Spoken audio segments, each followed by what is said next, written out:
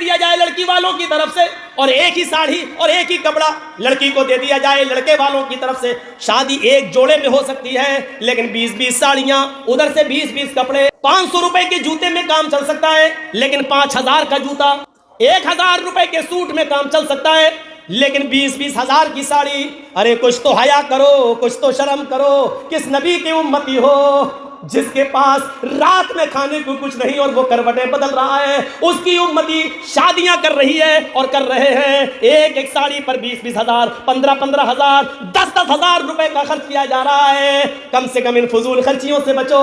जब जायज कामों में, दीन के कामों में, गरीबों और मिस्कीनों में भी एक लिमिट से ज्यादा खर्च नहीं कर सकते, तो इन फजूल खर्चियों में तुम्हें करने की इजाजत किसने दे दी है? मेरे भाइयों, तसव्वुर करो, समाज के चौधरी हो, समाज के जिम्मेदार हो, तुमसे हिसाब व किताब होगा।